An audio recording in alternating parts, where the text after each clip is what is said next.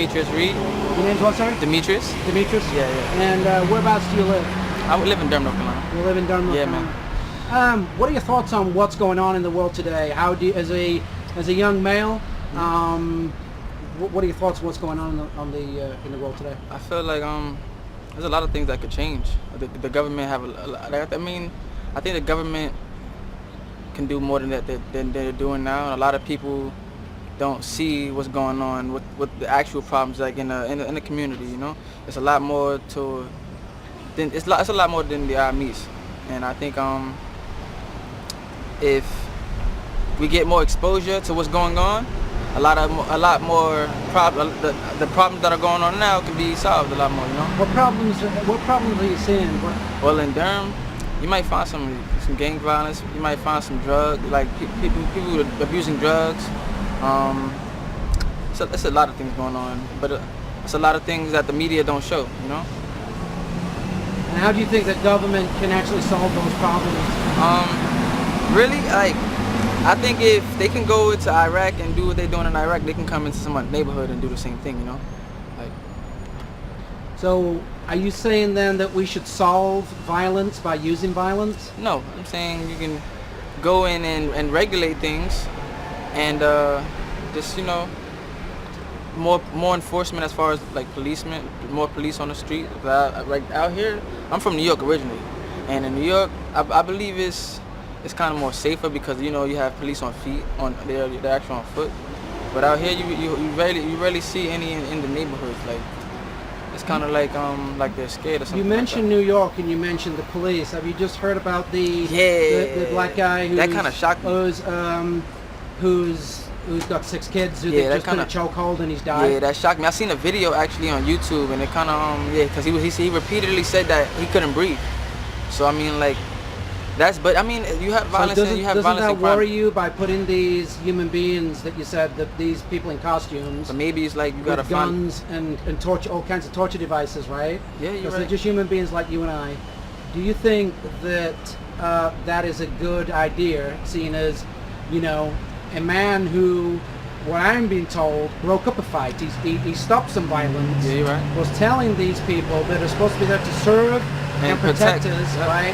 They actually, it seems to me like they've actually murdered him. Yeah, you're right. And you're right. And it kind of, that right there kind of shocked me alone, being that I'm from there. But I look at it like, you know, everywhere you go is violence. So maybe it's up to the people that's hiring these officers to do the correct background check, you know? And then just saying, oh, just because they don't have any charges or certain kind of charges, that they're qualified for this job. Because everybody's not qualified to be an officer. Everybody's not here to protect and serve the community, you know? Like, you got some people that just want to put a badge on just so that they can abuse the authority just to have a title, you know? Like, some people just look at it as a job, and some people, I can't really say all people, because some people actually do it and actually like what they do, and they actually take it serious, so that's with any job, really. So let's look at these people that call themselves government, and let's look at these people that call themselves police. You know, they're just human beings like just you and I, yep. Right? And let's look at how they're funded. They're actually funded through taxation, right? Mm-hmm. And so that means that people like you and I, we work, and we have to hand over money at the force of, if we don't hand it over, yep. They'll come and they'll kidnap us and they'll put us in a cage, yep. Right? And if we refuse,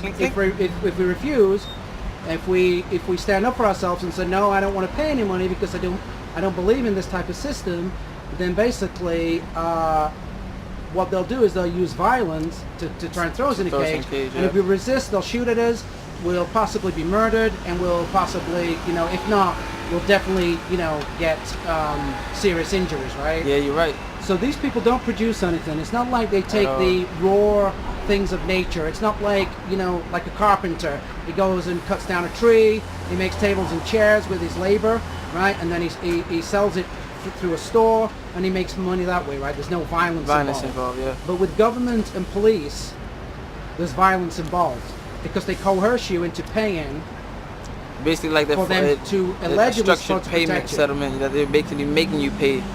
It's like we're basically animals in a cage. We're working for them, really. And that made you think any clearer about what you're saying about Yeah, you're right.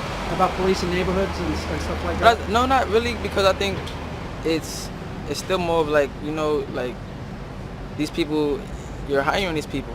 The government is hiring. Why don't the government? The government has access to so many things, and I believe the environment that people grow up in has a lot more to do with where they're going in the future, and the willpower in someone. Like, if you want to do better with yourself, then you're gonna do better with yourself. But if you're comfortable with your situation, and you're comfortable with struggling, then your mind is gonna be captivated. It's basically gonna get captured in that, and I see that going on a lot with these kids and people out here. Period. It's lack of ambition, really, and that can be carried on into your job. That can be carried on into your career, and whatever you do, really. Lack of ambition really tears someone down, really. So, if we look at what we have a bunch of people, right? They're human beings, and they call Can I get some themselves. coffee? They call Can I get some themselves. coffee? Sorry about They that. call themselves politicians, right?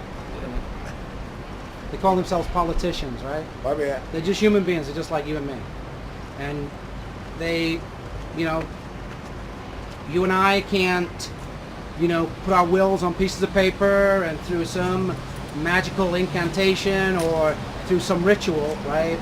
We can't create what's called a law and then have people in costumes go and enforce those laws, because basically all law is an opinion with a gun, right? Mm-hmm. And what government does is government makes people do things that they don't want to basically do, govern it, and it stops people from doing things they do want to do, and all those demands are backed up by police with guns. So why have government? You and I right now, we're interacting, we're talking, there's no violence between us, right? Why can't things just be done by voluntary mutual consent? And, Right. if somebody does do something, if somebody does do bad behavior, right, to somebody else, why not use ostracism, which is less violent, right? And tell people, look, this person stole from me. He won't. I've got the proof. He won't admit it. Go around, tell all the businesses in that area that this person's a thief. Basically, you've got the proof, and then they don't serve him, and then he may then have to leave the community because nobody wants to interact with him, right? And then all that will cause is like how I see it now. I'm gonna just give you a similar situation. You take everyone in Durham, or every person that has committed a crime, and you put them in a housing authority.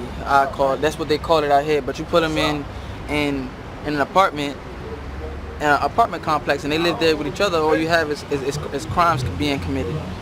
So I see it like as if you have anywhere you have. I can't really say it like that. I want to say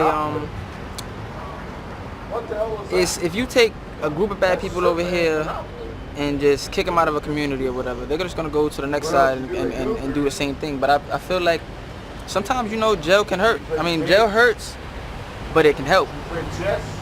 No one wants to have their freedom, or no one wants to be treated like an animal. So I mean, there's just the thought alone should scare the heck out of anybody. But don't you think it's because we have so many laws that people need, and so many regulations that people need to go get a license? That's my next point. They have to go and get a license to open a business, and they got to have insurance, and they got to have this, and that basically it's only people that have money, big businesses, right, or people whose parents have money, or people that can get money, right, can operate businesses. Where people that are from, that are from families that don't have a lot of money, that want to support themselves, they can't go and stand at the side of the road and start selling fruit and stuff like that, because even though they're not harming anybody, right? Even though they're not harming anybody, somebody will come from the city and say, you got a license to do that? Have you got this? Have you got that? Have you filled out all this paperwork? Why? You're just trying to support yourself and make money so you can survive, you and your family. However, when we have laws, when we have regulations, when we have these police, they will. I mean, it's like the mafia. It's not what you do; it's how you go about. It's not what you do; it's how you go about doing so. So how do we stop that? I mean, don't you think a lot of families you have when you growing up, if you're not harming anybody, right? If you're not Yeah. harming anybody, if you want to make money selling fruit, let's say, Mhm. or vegetables at the side of the road, shouldn't you be able to do it? To make money Of course, but to put a roof over your head and of course, that at the end of the day, but like growing up, a lot of people growing up grew up in poverty, so it's like I see it. You have to have a foundation somewhere.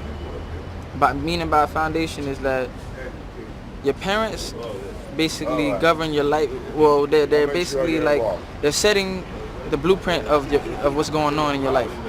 So like it's their obligation to get a job and basically do what they have to do for their child. You know, that way when the child gets older, he repeats he basically creates something that's repetitive. And you know, and people grow from repetitive things. Like people learn from their mistakes. You're supposed to learn from your mistakes. If you can't learn from someone else's mistakes, then I hope you learn from your own, because someone that try to sit there and learn from their own mistakes repeatedly, to me is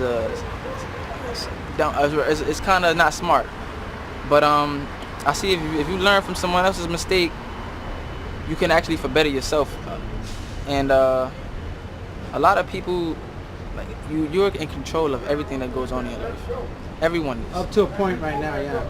And I mean, do you accept that the whole system that we live under is backed by violence? Either do things the way that we tell knowledge you. is power. If you're growing up and you're not putting yourself into books that is going to put you behind these laws and actually that way you can know what's going on, then there's no point in trying to do what you're trying to do out here. It's like if you don't have any knowledge on the government and knowledge on the laws and knowledge on the amendment and things, that basically that way you can protect yourself from these officers, because it's a lot of laws that a lot of officers do try to bend the law. You're right with that.